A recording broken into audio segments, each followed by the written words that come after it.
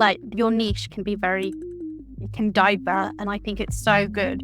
And it's a must have that you need to be relevant. You need to keep educating yourself and pushing yourself, but also you also want to definitely learn new skills and see how that niche can mix with something else to really create unique perspective.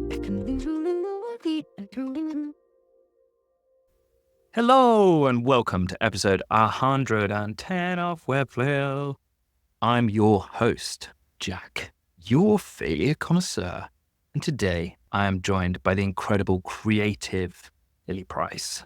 She's recently launched Onomy Studio, a killer studio that helps future brands stand out through bold storytelling, design, and tech brilliance. Now, although this agency has recently started, Lili's got a really interesting background. She's worked with some of the top London agencies, working with brands such as the Tate Modern, Fever Tree, Clinique, and more.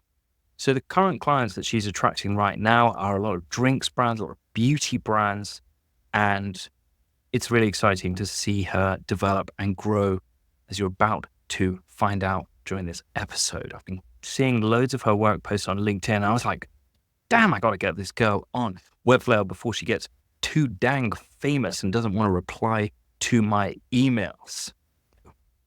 She has worked with top London agencies, like I've already mentioned, but has it always been easy? No. If you've listened to this podcast a lot, guys, you know that when the rubber hits the road, it's not like an overnight success, right? There's a lot of build up to it and a lot of scar tissue that builds up to make you strong enough to be a successful creative. The mistakes and failures that we'll talk about today are 1, starting a business too young at 15 years old, 2, digital nomad life, and 3, too many ideas and skills and not enough focus. This is going to be a killer episode. I'm super excited. Lili, welcome to the Webflow podcast. Hi, Jack. Thank you so much for having me on. I'm super excited to come and chat to you today. I am psyched to have you because, like I say, I've been seeing all your incredible LinkedIn posts. You're sharing your work. You're super active online. And I'm just like, where's this girl come from? What is going on? But before we talk any more about that, what is your relationship with failure? Oh, just one massive big. Just a big, easy question to get us started. Yeah, exactly. Actually, I think in design school, we were told that failure is a good thing and it's just about refining everything. So we were taught basically to be really creative, think big, try the most crazy idea. It'll probably fail, but then you can start refining and you can start like picking out the best parts of them kind of thing. So that's why everything is just about thinking big, failing, and just refining and trying to get that into a good place. It sounds a little bit like that phrase that my granny used to say, aim for the stars and you might hit the moon. Yeah. It's so big and you're probably going to fall short, but you're going to learn loads along the way. And then you can refine from wherever you land after your first attempt. And I think that's a real common theme with a lot of the Webflows that I get on the pod.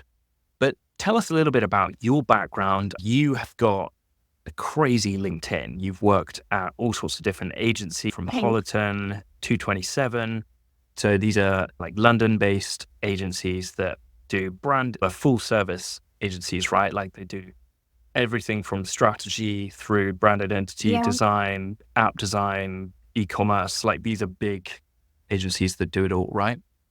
Yeah, no, they've been absolutely great to work with. Holoton was more a creative marketing agency and they worked with top fashion brands like Burberry and Carolina Herrera and all those high fashion brands to create that meeting point between technology and retail space. And then 227 was very much working on taking brands that already exist like Fever Tree and Tenzing and stuff and translating their stories and their brands into high converting websites that would sell product and tell their story. Okay, so you've got a really good base of not just how to do the creative work, because you were alongside all these incredible creatives, but you were also learning about what is the kind of business problems that these brands are facing that your creative solutions need to solve. Have I understood that correctly? Yeah, exactly. Everything first is about the brand and what they want to, what their focuses are and everything. And then how can these creative campaigns or creative design work meet those goals in a really creative way that still, it feels completely in line with their brand. Okay, epic. What I think is interesting is that a lot of people come into the Webflow space without necessarily Yeah. having worked at an agency. They might just be like, because this is the beautiful thing about the internet is that like lowers the stakes. You've got this kind of flat line effect of anyone from anywhere in the world, as long as they've got an internet connection to be able to learn and create. And obviously Yeah. that It's translates into, fantastic. it's amazing. But I It's also think incredible. on the flip side, having worked at agencies gives you such a major advantage when you then come into freelancing or running your own agency because you've got a bit of a business kind of nous. So can I ask you, Mm. like, what are the key lessons that you've learned in your time in agency that you've brought into your studio? And maybe what do you think, like, a Yeah, lot of of course. people don't consider is important that they should? Mm. I think the number one thing that I learned from a very start of my career when I was at Hollishan is I watched how the CEO and founders and stuff would really tell that story and pitch their creative ideas in meetings with clients. And it was very similar to at university. You'd walk in and you have this amazing creative pitch, and it would be like a deck of 10 slides, and all of them would have like beautiful animations or illustrations or mood boards and stuff. And it wasn't enough just to send it over to a client. It's, you know, I realize it's a job of the designer and the agency to really sell what your thoughts and ideas are, and just the way that they could like talk to the client like they were like best friends for life and make them feel heard and seen, and then respond all their kind of why they want to do the project around the story and the strategy you're trying to deliver to the client was really insightful for me. And I learned so much by watching incredible people and creatives pitching ideas and stories and concepts in those meetings, which Okay, was amazing. awesome. So it sounds like what you're saying is maybe first time Webflowers or people that are just entering the space who are like, oh my God, I can do animations using Webflow and I'm going to Yeah. build the craziest websites. What you're saying is maybe like, cool, but ask a load of questions to the client at the start and get a really good understanding of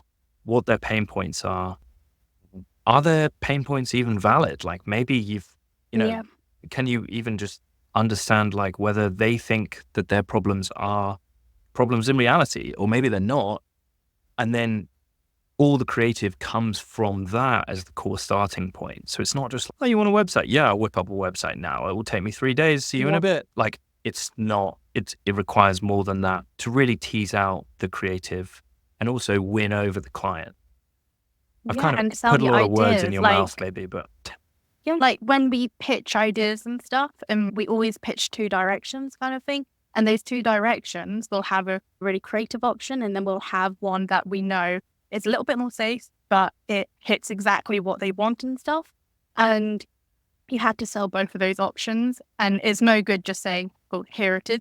We choose a name being like, this is a more editorial option. There's a name for both of them. And we have a bit of a strategy, and that brings everything together. We're like, we've designed this website because it's fun, it's playful. We've used this because it's got curves and colors. This one really allows this image to stand out because you spent so much money on the campaign and stuff that we want to show that kind of work of.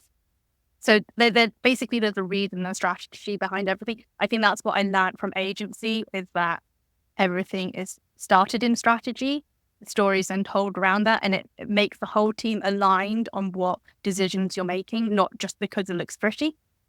yeah, I think I'm definitely guilty of this. Is a good wake up call Okay. for me as well. I'm doing a lot of like 3D related websites. And I think Yeah. you get into this, you see some cool animation or something that you see online and you're like, oh, cool, I'm going to try and implement that in my website Yeah. or like my designs that I'm focusing on. But actually, you're like Frankensteining something together without thinking about what is the overarching story. Is this even relevant to have this animation in here? Like, Exactly. it's the If story I'm I'm trying to honest with tell. you, like having a bit of 3D in the website from a business point of view and SEO point of view can also be a little bit of a hindrance. So there has to be a really good reason why we're going to put more page speed time into the page. What purpose does it serve is what I'm always asking. For example, we just had a project launch and we have 3 cans on the website. And when you land on the page, when you hover on it, they move out and then the cans basically rotate and the designs flip around because they're a white label drinks agency. So we really wanted the 3D to tell that story that these are the white labels and then you can put your own brand and that's why they spin instead of just having some fun can moving out and about. There's a real story and a reason why they were there.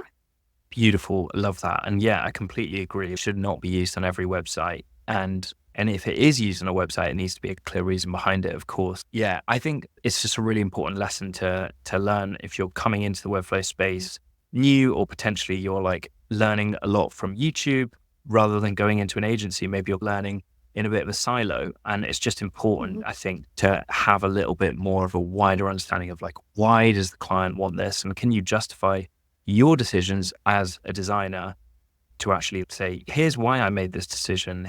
You said that you wanted this, and this is a really big priority for you.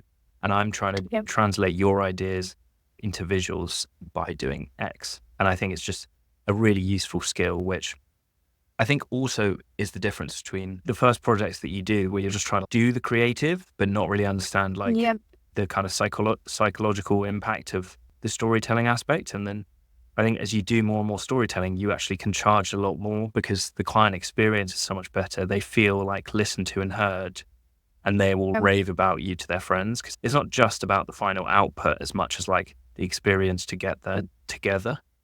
Do you have any comment on that? I think that the whole thing is that you're starting to tap into branding and brand strategy, and the Webflow is an extension of their brand and the ecosystem that they live in because they're not just a website.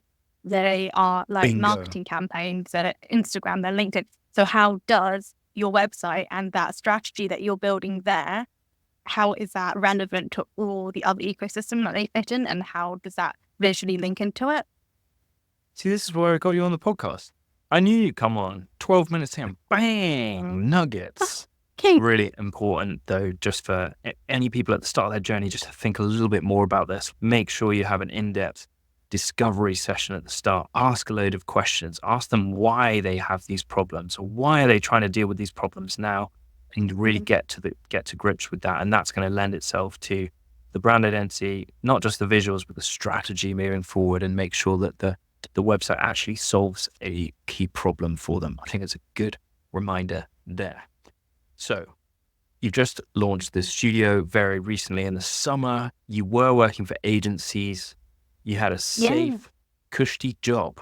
Maybe not cushy. Maybe you were working incredibly hard, but you clearly were like, you know what?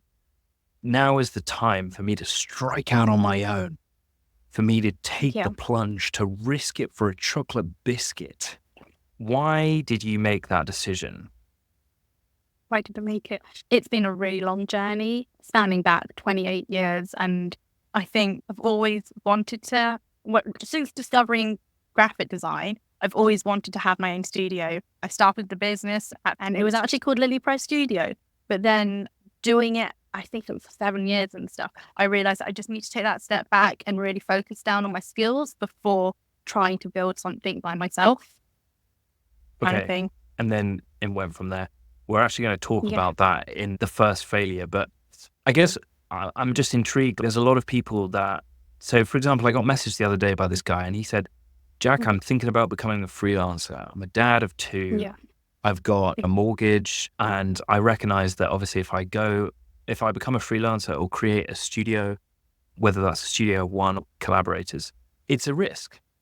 And I just think it's a massive risk. It's a massive risk. Okay. And I just wondered, are you saying that you started this at 15 or you started something like this? You wanted to be an entrepreneur and you knew that very young, but then you needed to learn loads. And now you feel like you're at a point where you're like, okay, I've got the business skills, I've got the network, I've got the design chops. Like I am now in your eyes, like good enough to be able to run something successfully creative? Or what was that? How did you? I wanted to take the slow approach. So at 15, I started the business. It was actually selling. I started off as an illustrator actually. So I didn't start as a web designer or a digital designer or anything. I first started in illustration, then moved into branding. And so what I would do at 15, I would make illustrations like the Happy Cactus collection, and it'd be art prints and phone cases.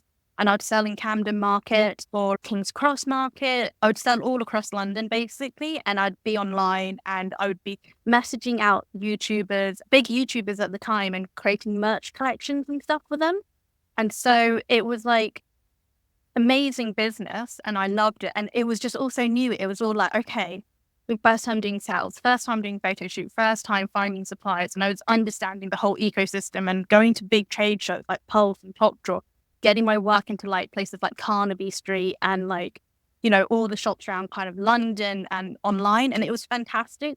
But I think when I went into university and stuff and we got exposed to conceptual thinking and agencies, what was great about university is that the one I went to had really great industry links. So the top agencies would come into our studio or we would go there and they would set us brief.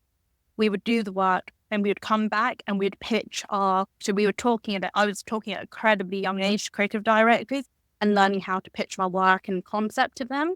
And from there, basically, I realized that the business that I started at 15, I was nowhere near as good as these fantastic creative directors and art directors and illustrators who were coming and speaking to me. And it's when I realized that I wanted to take a slow approach to business. I wanted to go into the agencies, find a skill that I could go in and be like, this is what I add value to. If you give me this job, I will execute it to the best standard.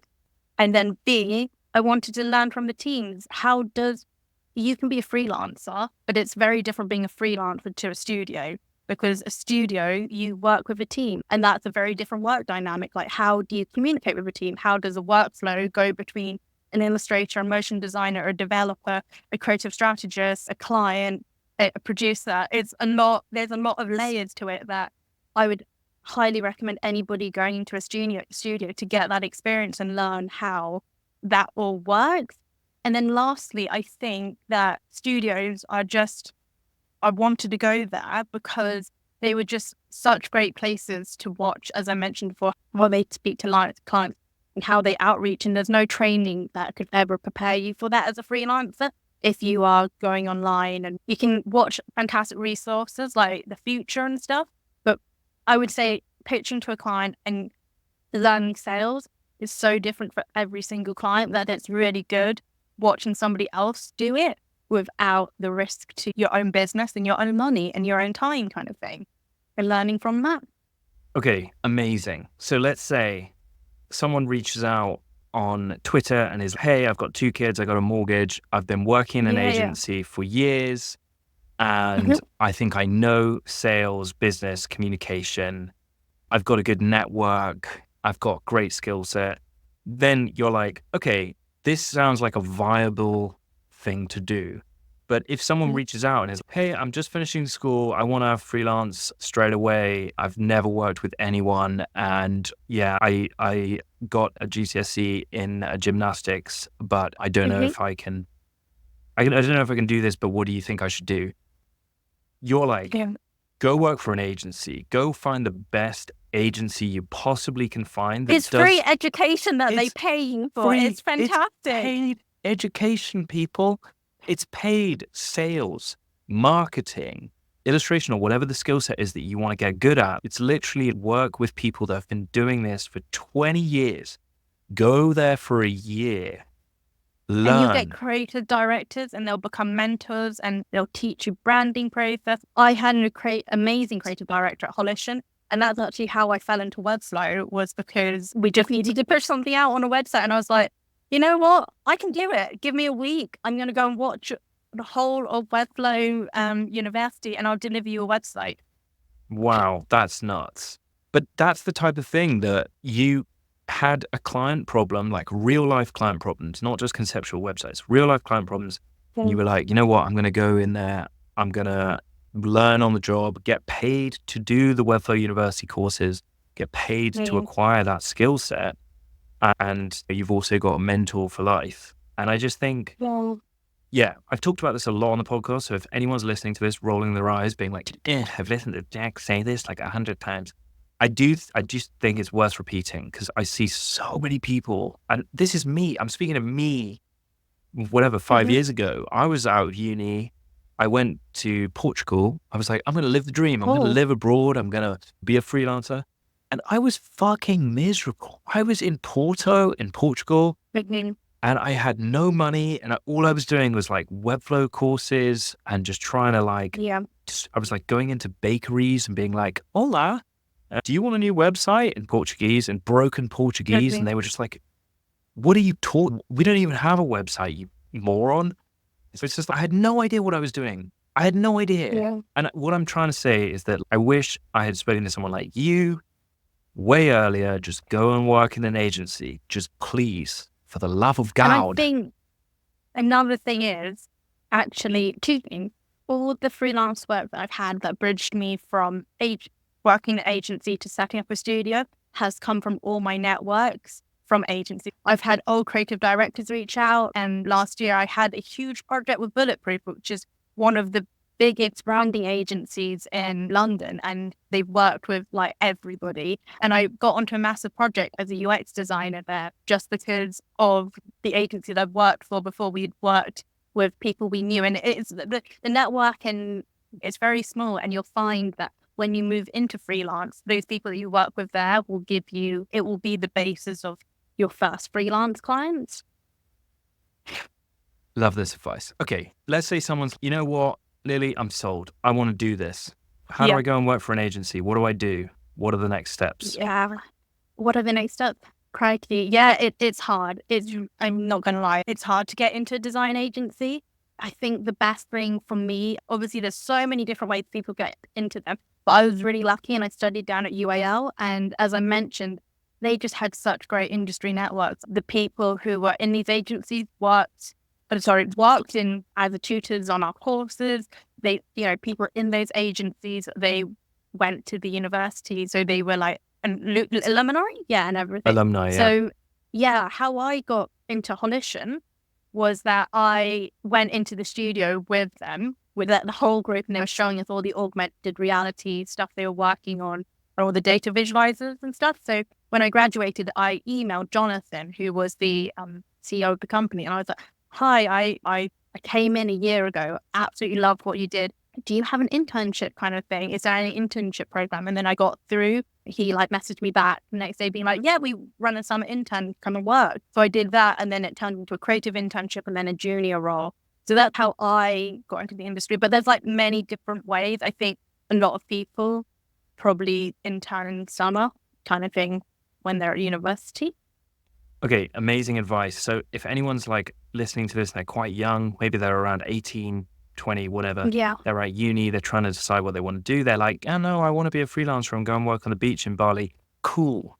You can do that, but give yourself a couple of years just to get your skill set down, understand what the sales Yeah. and And I marketing tactics are. Sorry. Yeah, I think when you've become a freelancer, the unfortunate thing is you are competing with people like businesses competition. You are competing with people that have been in those agencies, have worked there, and you want to be the top of your game. So that's why I always say maybe start there and learn from them. Yeah, definitely. But also, if you're like, hey guys, I'm actually not at uni and I need to earn money and I can't just be an intern.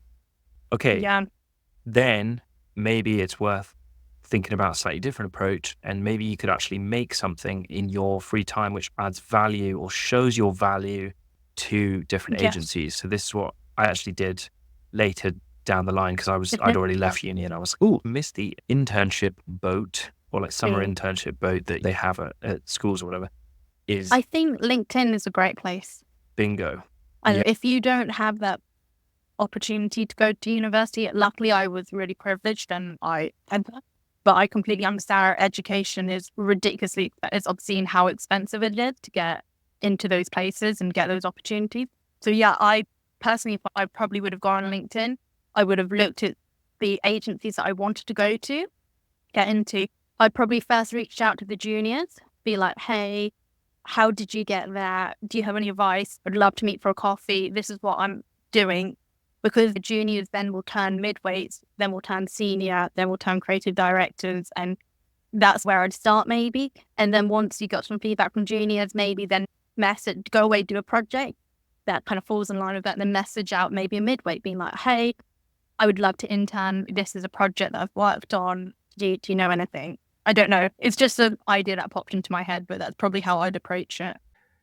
Okay, so the advice is, if you're maybe beyond university and you're trying to get into a top agency, maybe message other juniors and see if you can understand how they got to where they were. But I definitely think like finding out the agencies that you truly want to work with, whether that's Refocus or 80/20 or Edgar Allen or any of these big Webflow agencies or design agencies, you'd be amazed at the power of a well-written email or a project that's super thoughtful that shows off what you can add value to them, whether you're really focused on animations or whatever.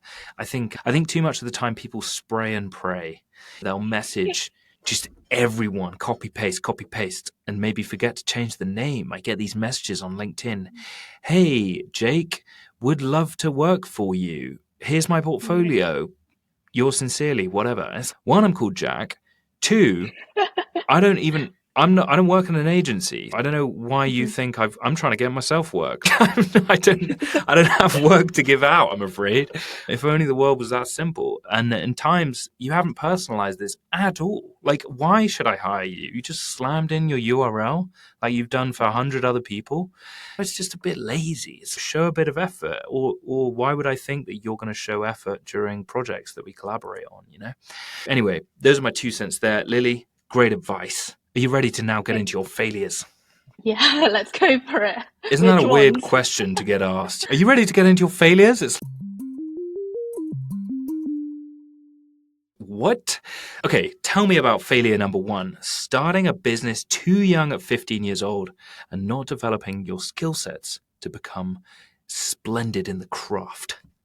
Yeah, so we touched upon this a little bit earlier in the podcast, but as I mentioned, I had this like illustration business, and in my mind, it was going to be like one that I'd take freelance work in. I was going to get myself set up so I'd have a passive income of like products being sold and then the freelance work coming in.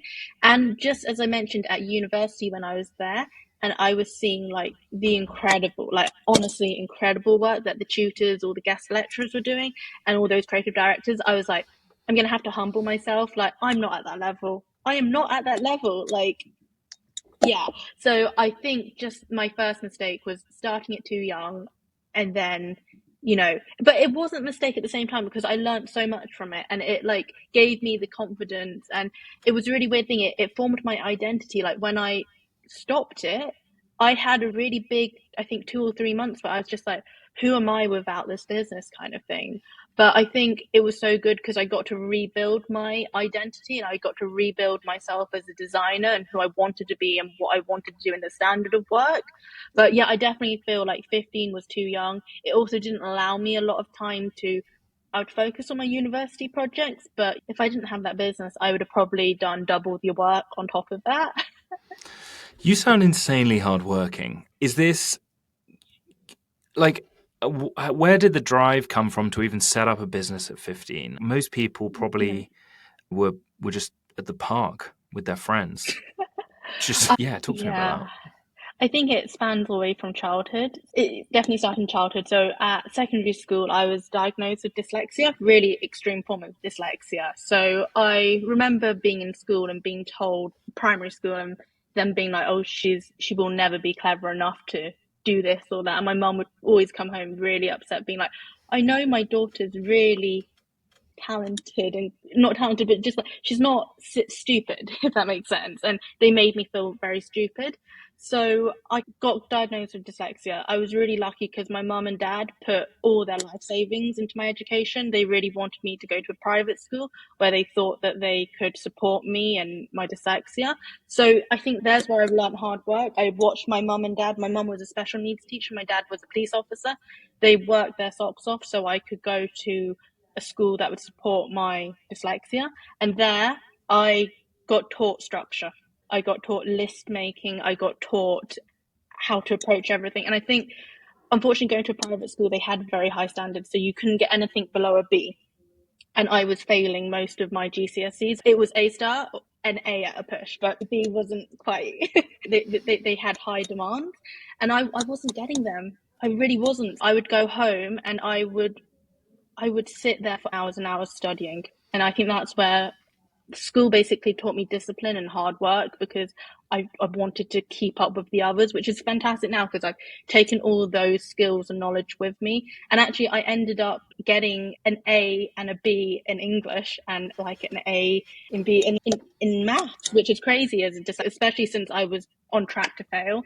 So I think there at school, I think from a young age and that time in your life is so important to build habits that I just learned to work really hard there.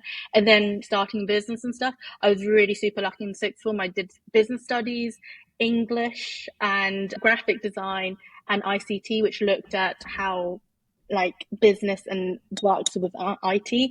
And I was just like graphic design. It was incredible. They introduced me to all these agencies like Kate Moros and Illustrator and stuff. I was watching them do it and I was like, this is fun. I'm going to do this. Why not? And like, I had a really great group of friends around me that were like doing the same stuff online, making content. It was just internet was a nice place. And you'd just be you and explore and put your creativity out there kind of thing.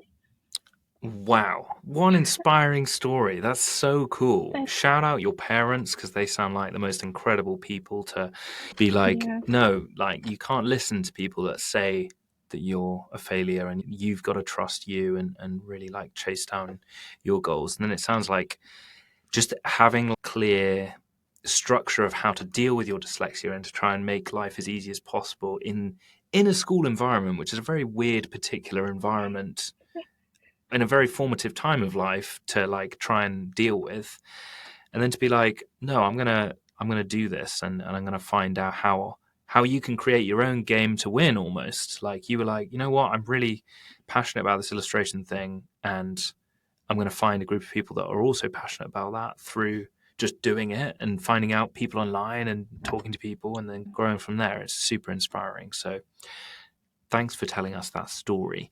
Do you think that there's like anything that you learned at school or maybe this list building or anything that you've carried into your business that is like, oh my God, this is game changing for anyone that's got dyslexia in the Webflow space, which I know that there are quite a lot of people with ADHD and ADD, and there's a lot of people that have learning difficulties and maybe are on the spectrum one side or the other. Do you have anything that's, oh wow, this is a game changing hack? ChatGPT. And that is more just for basically what I do is I wouldn't ask ChatGPT to write me a strategy or whatever, but what I'll do is I'll write my own way, how I want it in my head, and I'll just ask it to spell check and just make sure that all the words are not backwards and everything looks professional. But I think like I felt quite embarrassed about dyslexia for such a long time in my life, and even in school was a lot more safe environment because you'd have, when in my school, I'd have extra time, I would have a laptop.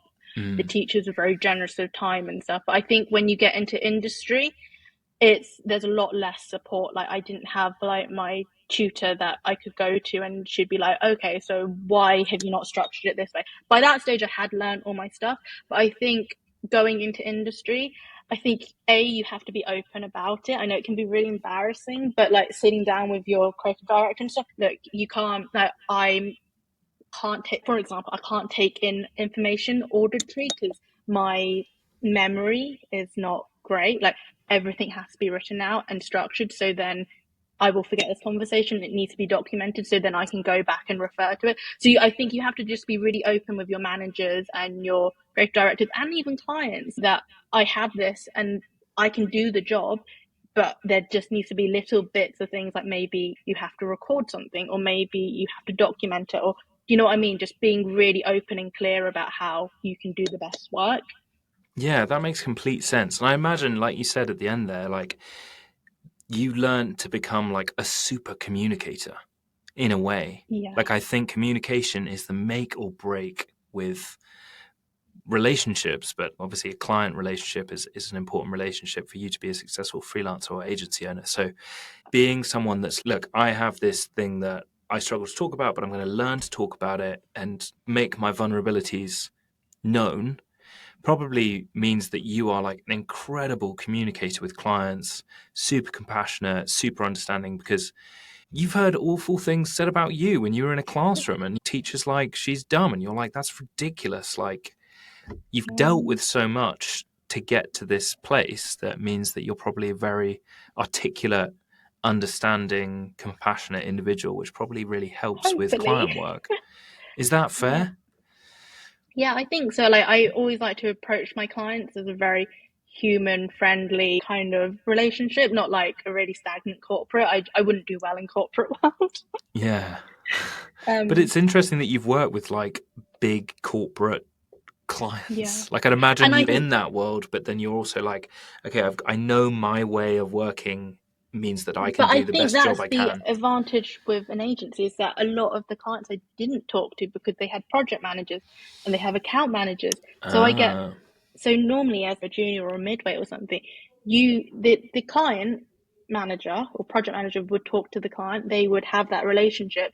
Your creative director would get briefed, then you get briefed on the task. You go to your creative director, and then you sit in the meetings with the client and talk through the ideas and stuff. But you don't have that project manager is the client They're like the person. buffer. Yeah. Yeah, and Okay, you can just get on with interesting. your job.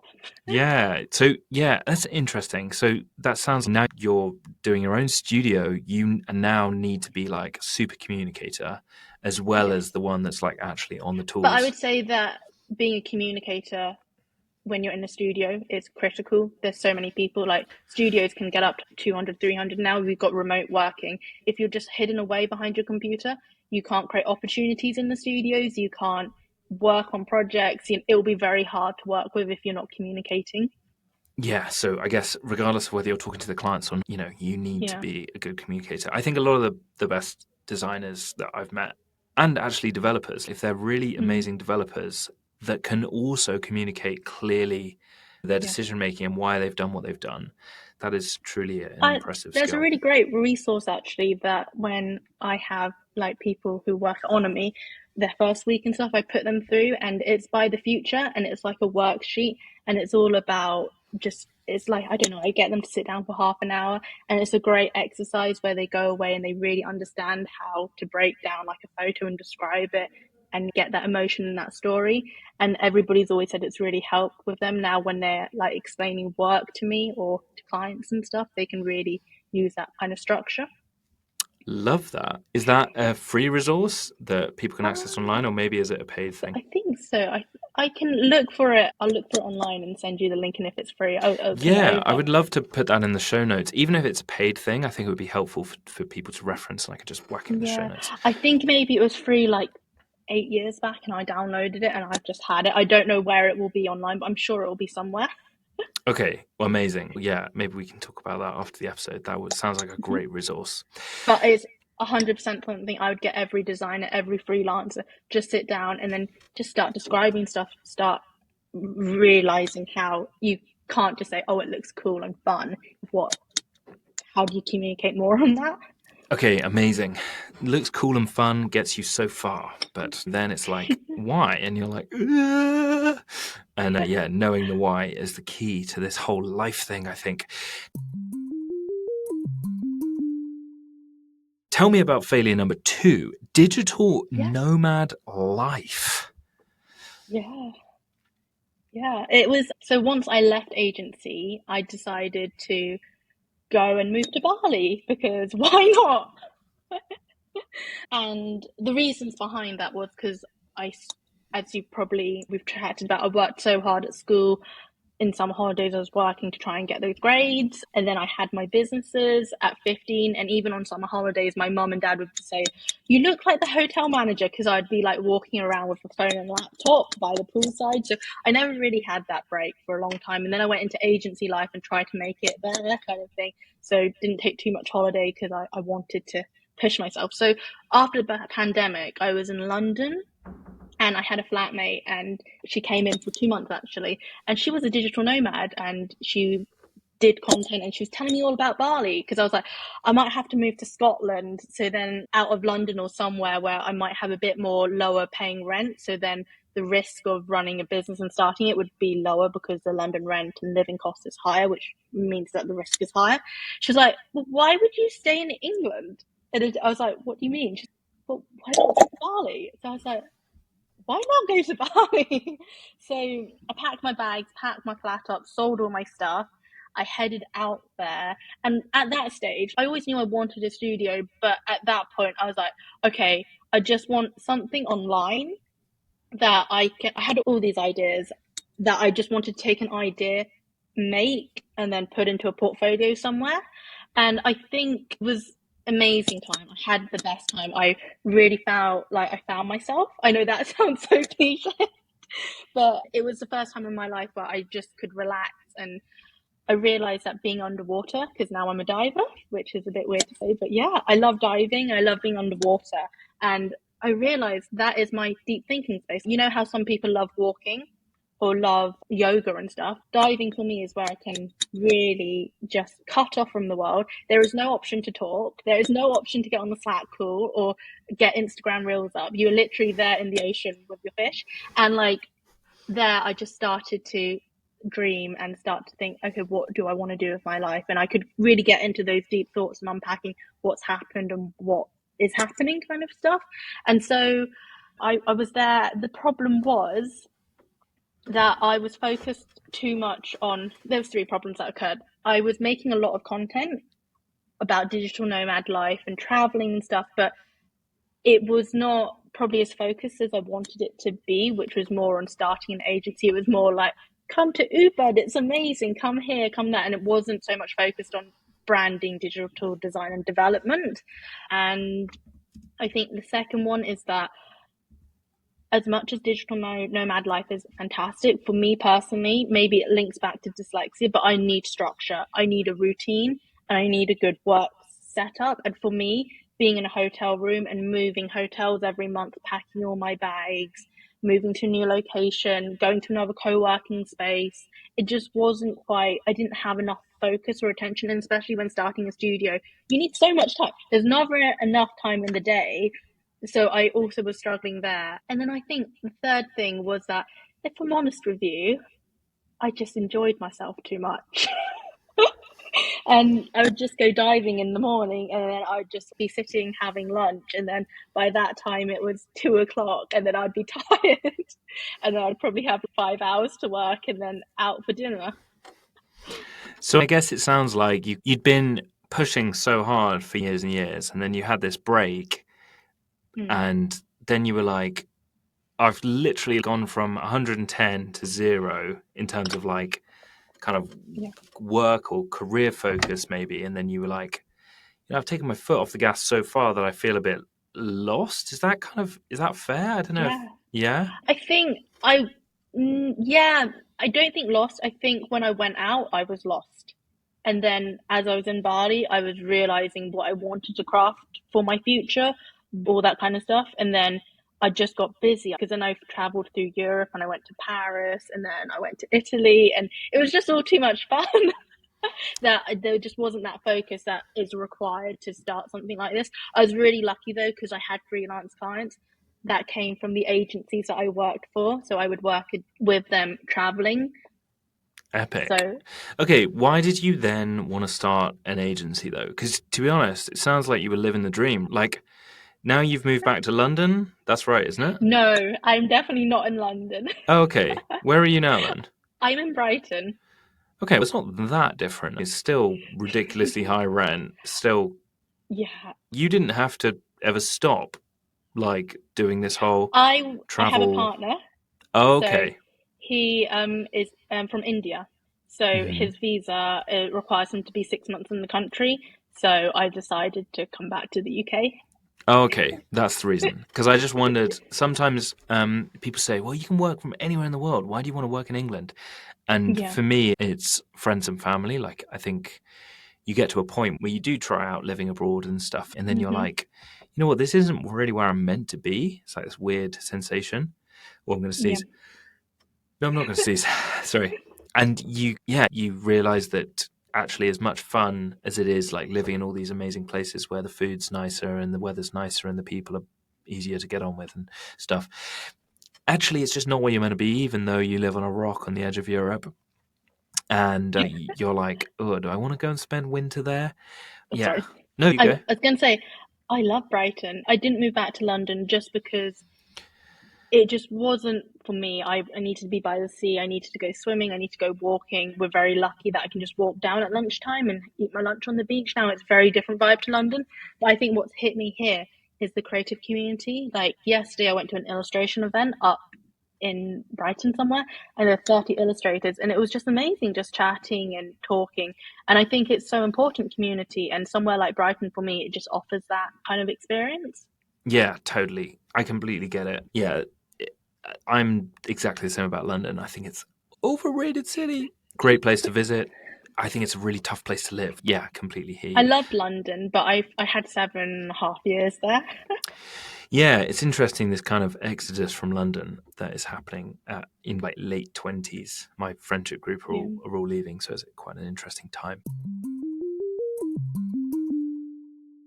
Tell me about failure number 3, too many ideas and skills, not focusing on a path, and Yeah. not being able to communicate what you do and your offer. That's an interesting second part there. Yeah, so I think it all stems from university. I'm just going to blame them, really. Yeah, damn it, uni. Damn it. Just because at university, so I don't know, but in art school, you don't go straight to university from A levels to university. You do something called foundation, an art foundation. And basically, they rotate you. 1 month, you'll be doing pottery. The next month will be painting. The next month will be like filmmaking and everything. So I think the idea is that a lot of creatives have a lot of skills and a lot of areas that they're interested in. So I was exposed to everything. It was fantastic and I loved it. As I said, one day I'd be dressmaking and the next day I'd be doing metal work.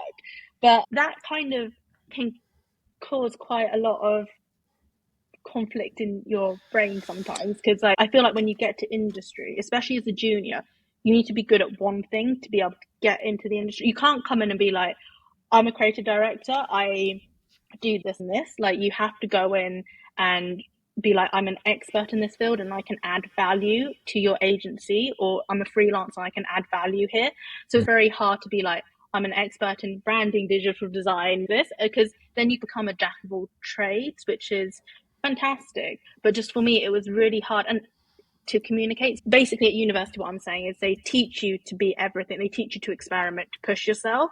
That sometimes I felt a little bit lost with what I was going to go into. For example, I was in the fork of the road when I left. I was like, I'm going to either be a retail designer and I'll 3D model retail spaces and basically take a brand and convert it into physical space and a physical experience, or I'll do the complete opposite and go into digital where I'll convert brands into digital experiences.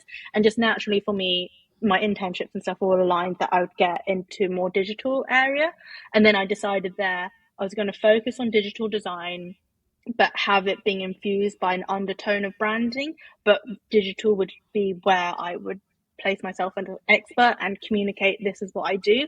And I think then I was lucky that in those studios I got to work on so many other stuff like video editing, After Effects, Cinema 4D, Webflow development. I remember I went into a meeting and they were like, it was in the pandemic, they were like, you're doing a side hustle. I was like, okay, that sounds fun. And they were like, because the pandemic's happened, we can't sell makeup in stores anymore. So we're going to be productizing out our products so you can sell makeup online.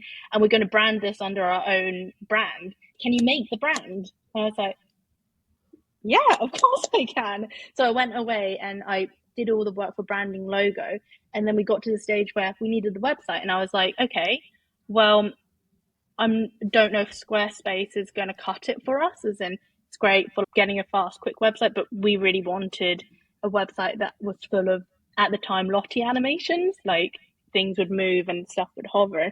And so I was like, I'll go away, I'll learn this and do this. And I think what I'm saying is that in the creative world, you can have many skills and many ideas, but for me, first, picking what I wanted to do and then having all those other skills supplement it is quite hard, I would say. Also, now moving into more creative direction, I'm really pleased I have all those, because it was really nice. I was in a meeting the other day with the team and one of the girls came out and she was like, it's just amazing. You can talk to a developer in quite technical terms, but then translate that into an illustrator who doesn't know anything about tech, and then they'll create illustrations. that can go there, and it's really seamless journey. I think I wouldn't be able to do that without experimenting in all those practices before. Yeah. It's interesting because you said having one clear skill is better than being a jack of all trades. The full quote for the jack of all trades is, "A jack of all trades is a master of none, but oftentimes better than a master of one."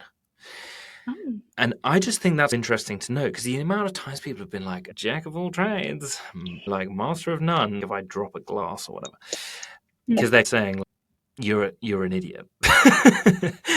To me, I've been told that many a times in life. Oh, No, not. but when I found out that's very sweet of you, but when I heard that this was the full quote, "A jack of all trades is a master of none, but oftentimes better than a master of one," I think this whole being a generalist, niching, whatever, I think of it like you try out loads of stuff, just like you did at uni. You try out metalwork, whatever, and vice versa with Webflow. You might try out GSAP, you might try out Spline, you try out Blender, you try out Cinema 4D, WebGL, 3JS. You're trying out loads of stuff, right? And you're not really a master in any of it. You're a jack of all trades, master of none. But then, down the line, you've actually got a pretty good T-shape, because you've got quite a lot of very different skills, but then maybe you've gone down the rabbit hole in one of them, and that's the thing that you keep getting hired for, right? But when someone hires you for that one thing, they'll be like, "Oh, by the way, do you know someone that does branding? Or do you know someone that does websites? Or do you know someone that does whatever?" And you've actually got that general broad skill set to then offer behind the front door, but they need to come in through the front door. They need to know why you are the expert from the get-go. So I think there's a kind of nuance to this, isn't it? It's like, how the hell do you know what to become an expert in if you haven't tried stuff out? It's like saying, what's your favorite food? And all you've ever had for your whole life is a cheese sandwich. I don't know. A cheese sandwich is all I know. That's my favorite food. Wait there, cowboy. Maybe you've got to go and try out all these different skill sets.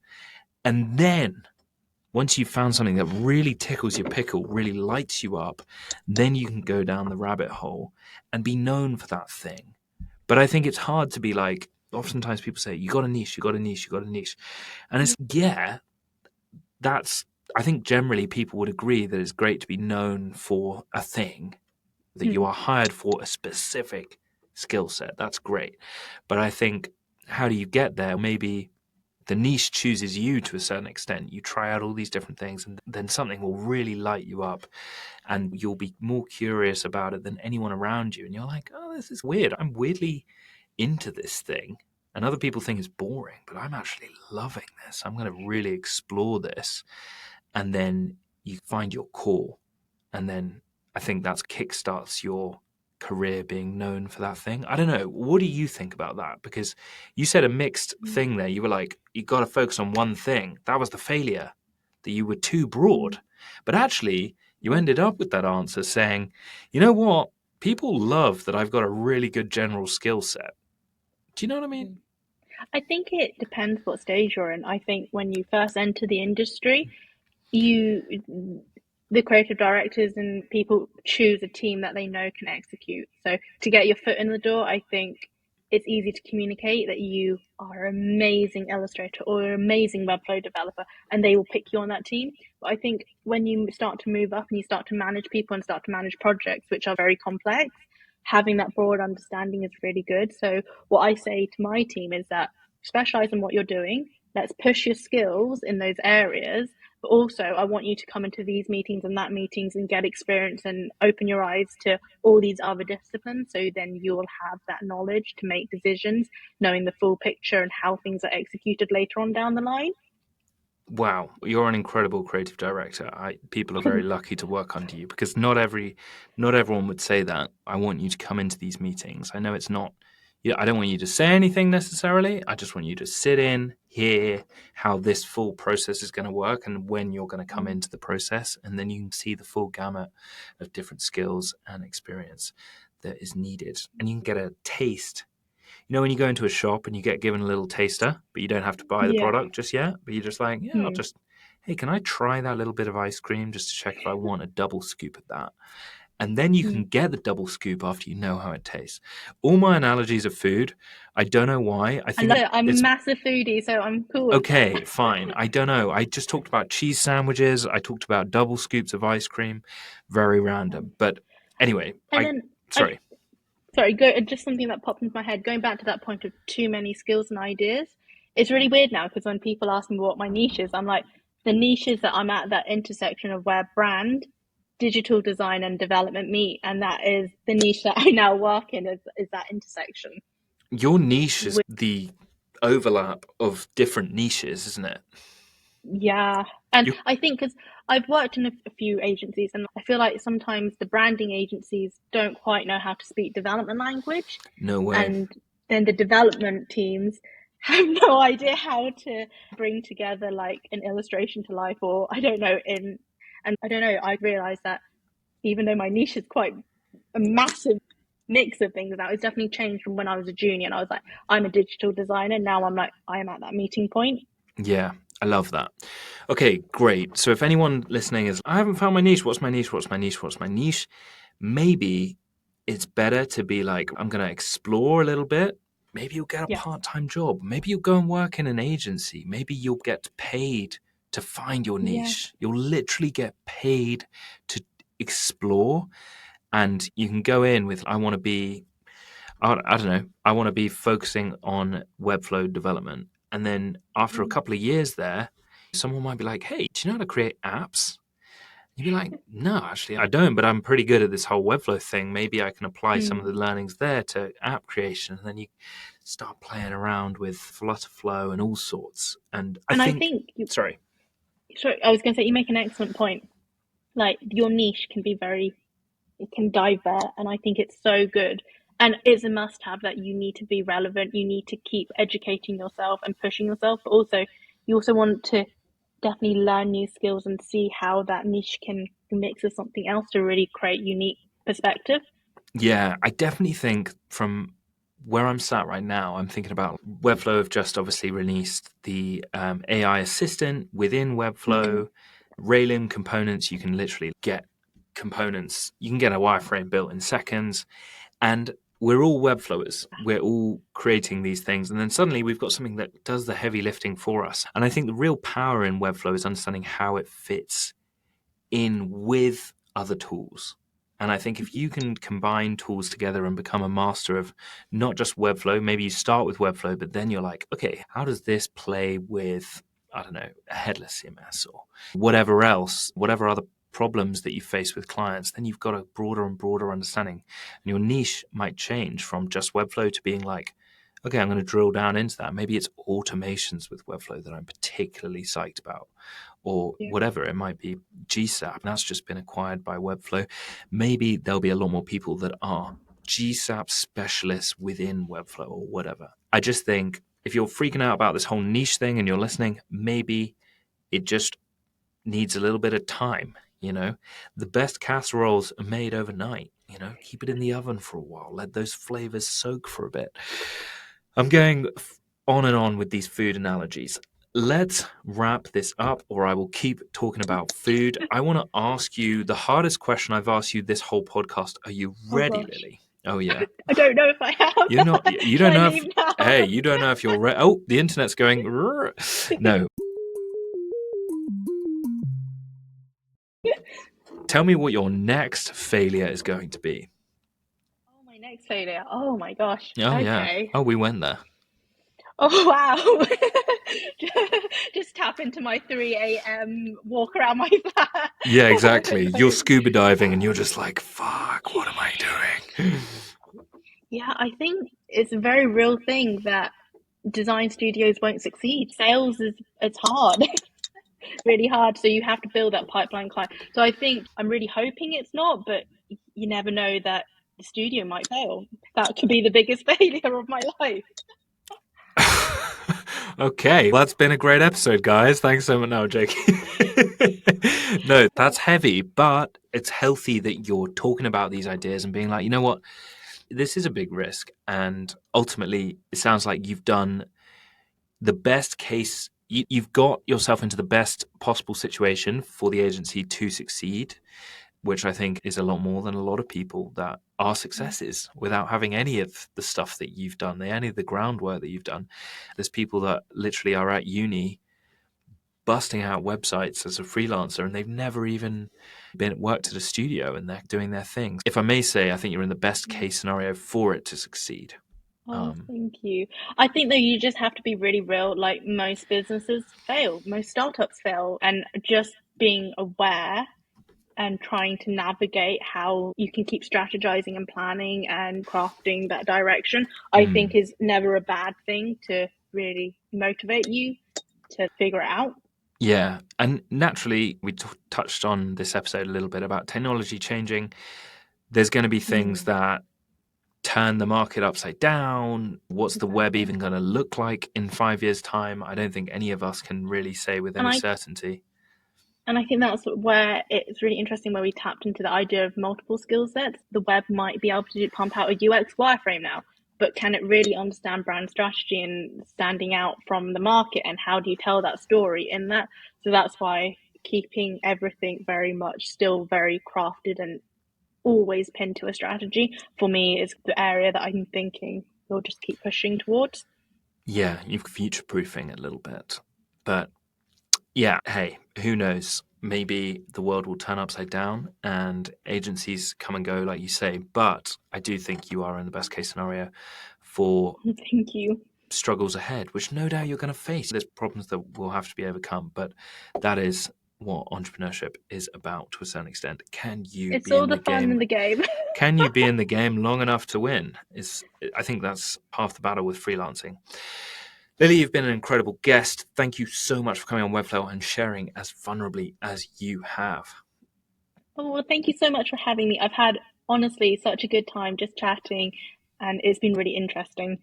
You're going to get flooded with DMs of people saying, Lili, give me advice. You've given so much useful advice. Bless. Thank you for Please coming do. on Webflow. I'm always there to chat.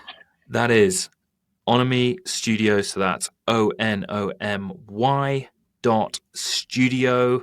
Go check her out. Get in contact if you've enjoyed this episode. Ask any questions. You've heard it from her. She is willing to reply to your emails. Make sure that they're thoughtful and not just a spray and play. Spray and play? Spray and play. Pray. God, I can't speak. Okay, we're going to wrap up this episode. Thank you so much for coming on Webflow, Lili. Amazing. Thank you. Bye. Booyakasha! And that's a wrap. What an episode with Lili there. Thanks so much to Lili for coming on the podcast. Thanks so much to you lot for listening. Now, we covered a hell of a lot of ground. Getting work out of uni, depending on what you study at uni, maybe you study design. Can you go and work at a studio? How do you find a niche? Should you find a niche? What is the best way to progress in this whole freelancer thing? What are all the different ways you can even be a freelancer? How do you deal with dyslexia, and how do you use it to your advantage or get the most out of whatever predicament you're in, or personality type you have, or position on the spectrum you have? All of these things we covered in this episode, so it's a hefty episode. The thing that I want to touch on is what we actually discussed in the conclusion of this episode about niching. I know we talk about niching a lot, but I think that this is really, really helpful to talk about, where she's like, you know what, this whole niching thing, fine, start wide, go narrow over time when you've tried out a lot of stuff, but also be flexible and constantly push to learn different things. As we talked about, Webflow have just released the AI assistant. You can build a wireframe with a single prompt. There's things like GPT engineering, where you can create apps from prompts. You can say, I'd like to create an app which helps me with my triathlon planning, and it will literally create an app. Like, stuff is moving so fast, and I think this whole idea of picking a niche and then being the person for that thing for the rest of time is just, I don't know how true that is, or how true it needs to be for you. Maybe you change lanes as you go through your career. I mean, for me personally, I was this podcast guy, and I think now I'm trying to be more like focusing on 3D immersive websites. And frankly, people don't like, I don't think people have this idea of you that's fixed. I think you can decide what idea people have of you depending on what you want to be focusing on at the time. So that's my little 2 cents on that. Thanks so much to Lili for sharing her thoughts on niching among many other topics. So that's a wrap, people. That's another wrap. 110 episodes in the bag.